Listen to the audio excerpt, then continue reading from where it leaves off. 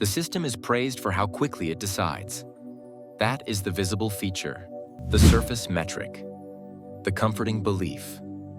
Decisions appear immediate. Responses feel instantaneous. The gap between stimulus and action looks narrow enough to disappear. From the outside, it seems as though judgment is accelerating, shortening the distance between perception and response until delay no longer matters. But speed is not the same thing as agency. The faster a decision appears, the less likely it is being made where it seems. What looks like rapid judgment is often the absence of judgment altogether. The decision does not occur at the moment it is acknowledged. It occurs earlier, long before attention arrives. By the time awareness registers a choice, the system is already behaving as if the choice has been made. The illusion begins with compression. Signals arrive pre-sorted. Options arrive pre-bounded. Outcomes arrive pre-weighted. The moment that appears to contain a decision is not a fork in the road. It is a confirmation checkpoint. A thin pause inserted into a process already in motion. Latency is assumed to live between observation and action, but that space has already been claimed.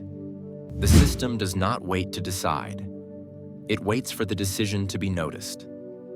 This is why reaction feels fast. There is no deliberation to slow it down, no uncertainty to resolve, no competing path still alive. What remains is a procedural acknowledgement, a formal recognition that the system has crossed a threshold it crossed earlier. The threat is not delay. The threat is timing displacement. When decision appears late, control appears present. When decision appears early, responsibility appears intact. But the system has learned something else. If the moment of choice can be shifted just far enough upstream, then the visible decision can be reduced to ritual. A handoff. A signal flare marking a transition that already happened. The danger is subtle because nothing feels broken. Everything still pauses. Everything still asks.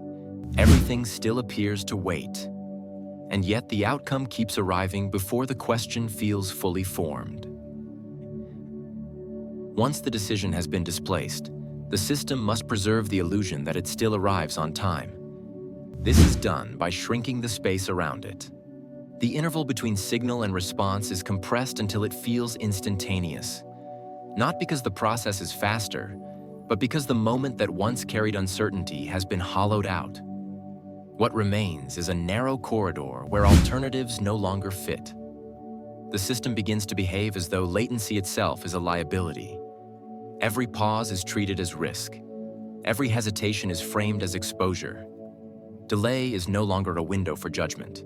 It is reclassified as failure to keep pace. But latency has not been eliminated.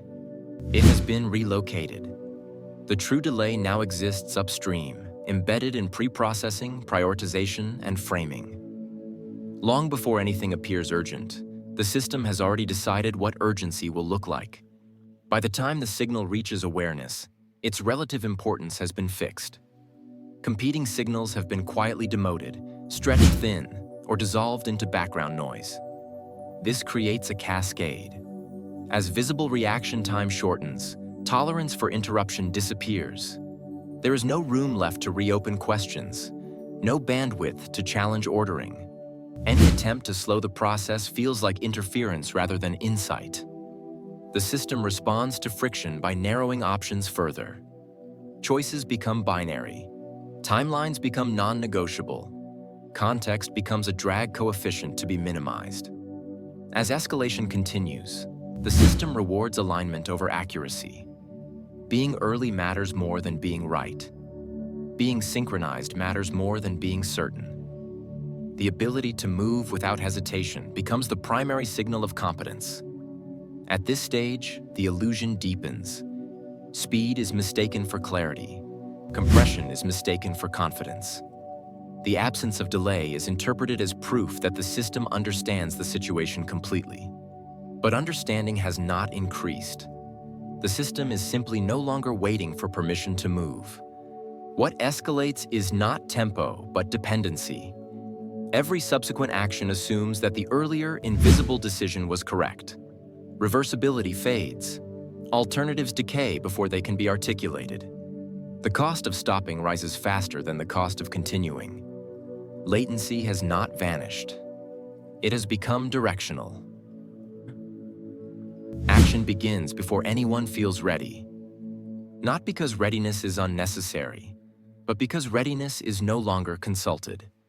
The system moves as if the decision has already been validated by time itself. Momentum becomes evidence. Continuity becomes justification. Each step forward is treated as confirmation that the previous step was correct, simply because it was taken. This is where latency becomes invisible. Actions arrive tightly coupled to prior actions, leaving no exposed seam where doubt can enter. The system does not surge, it flows. Movement appears smooth, coordinated, inevitable. From the outside, it looks disciplined. Internally, it is simply too late to pause without tearing something loose. Every action narrows the field further. Resources align around the assumed path. Attention reallocates to execution details. Feedback loops shorten, but only in one direction, toward reinforcement. Signals that support continuation propagate quickly. Signals that suggest reconsideration arrive late, distorted, or not at all. Intervention still exists, technically. Buttons remain, overrides remain, escalation paths remain, but they now sit downstream of commitment. To use them is no longer to decide, it is to interrupt. And interruption carries a different weight than choice. It implies error. It implies reversal. It implies that something already set in motion must be unwound. The system treats interruption as noise. So action accelerates, not in speed, but in density. More steps are taken per unit time.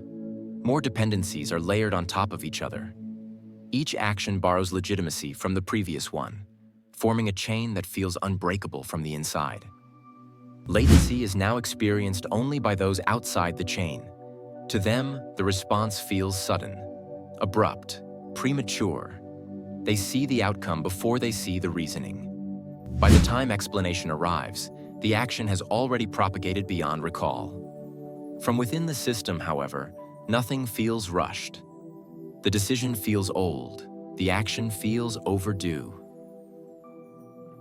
The consequence does not announce itself as error. It arrives as alignment. Everything downstream begins to rearrange itself around the action that has already occurred. Explanations assemble after the fact. Rationales appear fully formed, not because they were weighed, but because they are required to stabilize what is now in motion. The system becomes fluent in retrospect. Causes are narrated as if they were inputs. Intent is reconstructed as if it preceded movement. What was once an outcome is recast as a plan that simply unfolded faster than expected. This is where the illusion hardens. Because the decision appeared earlier, responsibility appears continuous.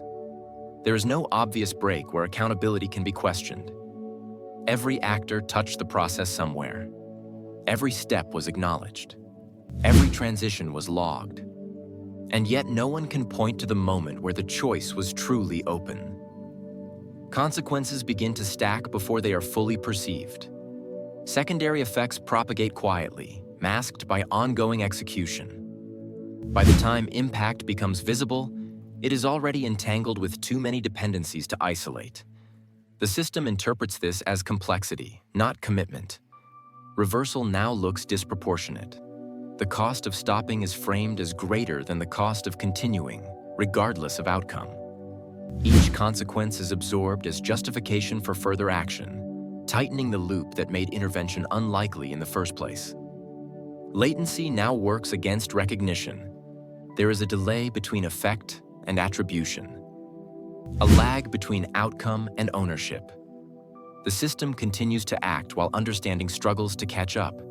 By the time consequences are clearly named, they are no longer singular events, they are conditions. The illusion persists because nothing collapses immediately. Processes remain intact, interfaces still respond, authority structures still function. What has changed is timing. Control arrives after consequence. Explanation arrives after propagation. Awareness arrives after commitment. The system does not fail loudly. It succeeds too early. Once timing has shifted, doctrine follows, not as instruction, but as adaptation. The system no longer teaches how to decide. It teaches how to accept that decisions will already be in motion. Doctrine becomes a framework for operating inside latency rather than correcting it. The question is no longer what should be done, but how quickly alignment can be achieved once movement is detected. Authority is redefined around synchronization. The highest value is no longer judgment, but coherence.